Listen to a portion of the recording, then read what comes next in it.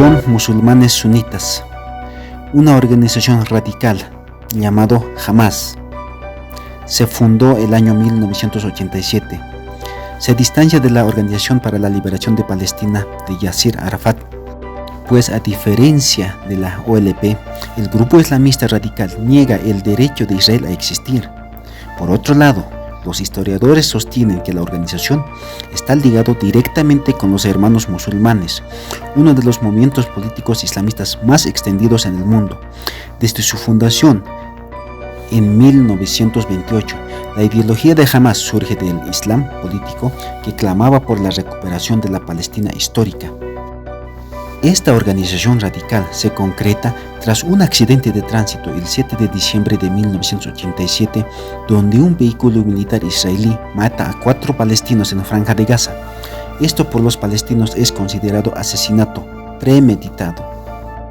Esto sumó la tensión en el territorio por la ocupación de Cisjordania, Gaza y el este de Jerusalén, lo que provocó disturbios y poco después, en 1990, la declaración de la primera intifada contra el país judío.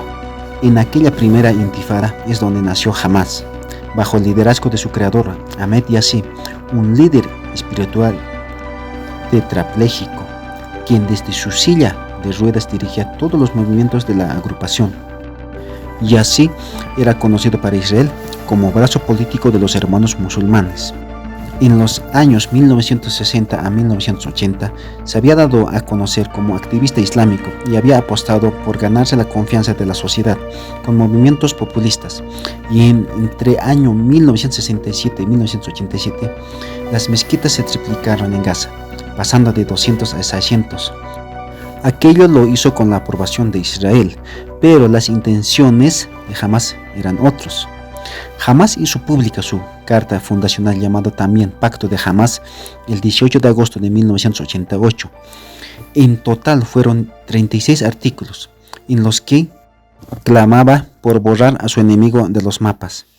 En el preámbulo aseguraban: Israel existirá y continuará existiendo hasta que el Islam lo destruya, tal como ha borrado a otros antes.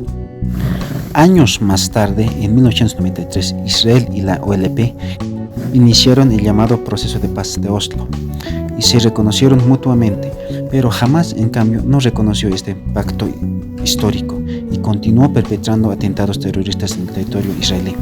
Hamas rechazó toda vinculación y negociación y siempre buscó la implantación de un Estado islámico. Desde entonces, sus milicias armadas, las brigadas Qassam, han sido las que más bajas civiles y militares han causado al país judío.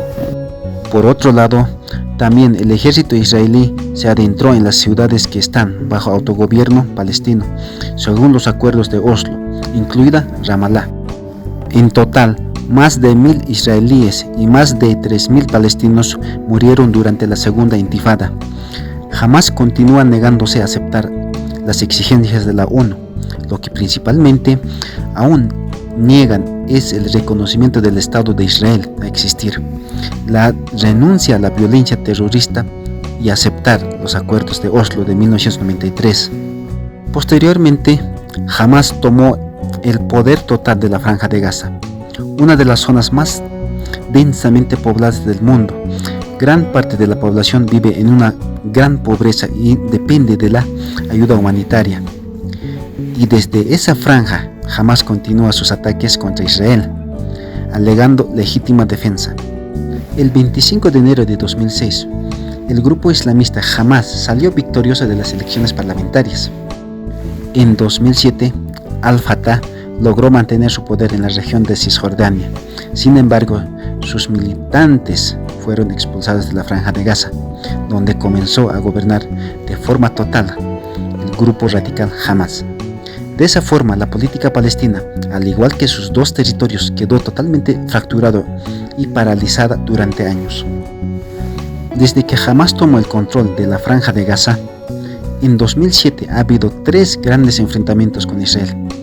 En 2008, cuando murieron más de 1.300 palestinos y 13 israelíes en el conflicto que duró 22 días.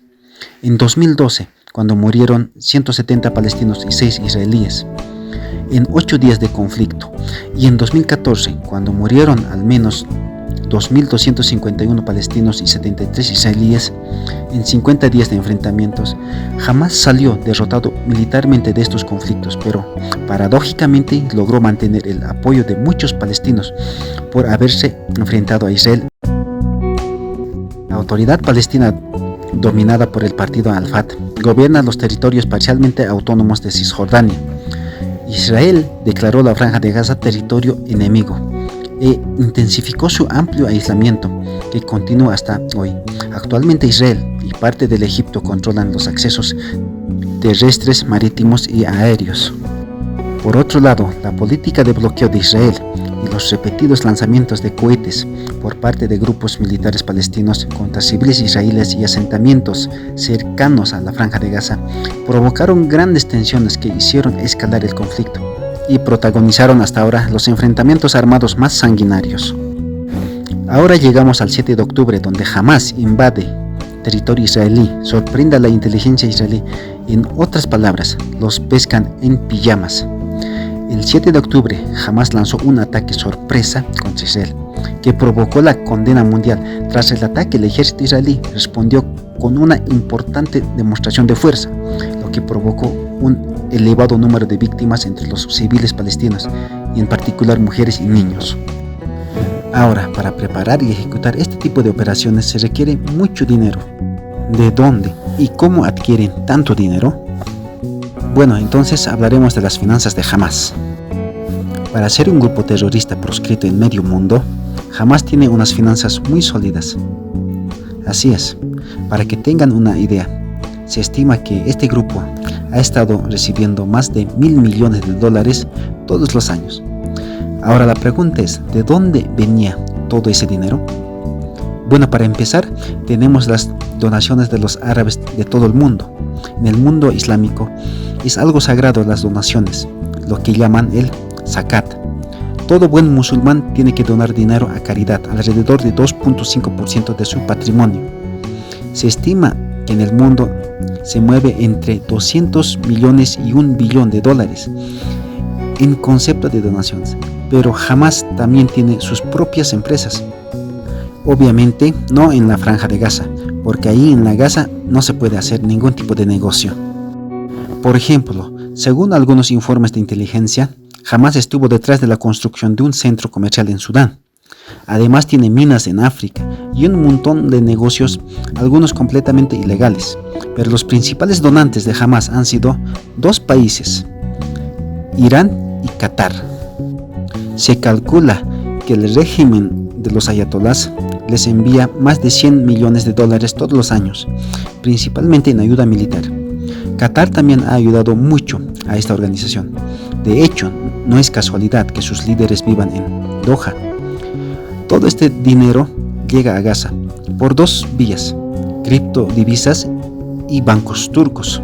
Bueno, en realidad todo iba para armas.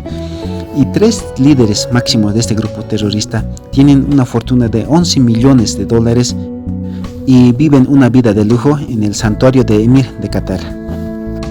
Como vemos, los líderes de Hamás tienen una vida muy lujosa, mientras los gazatíes sufren hambre y falta de medicamentos.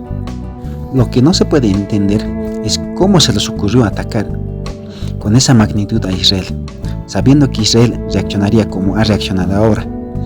Israel, un pequeño país, exportador de armas, ni el mismísimo Irán de ayatolás estaría en condiciones de librar y ganar una guerra a Israel. Podemos decir que el ataque del 7 de octubre a Israel fue muy tonta y estúpida. Yo creo que por esa actuación, actualmente Hamás está al borde de su desaparición. Sus principales financiadores, Irán y Qatar, no creo que los pueda salvar. Bueno, eso fue todo. Si te gustó el video y fue información para ti, danos un like, suscríbete a nuestro canal. Hasta el próximo video. Gracias.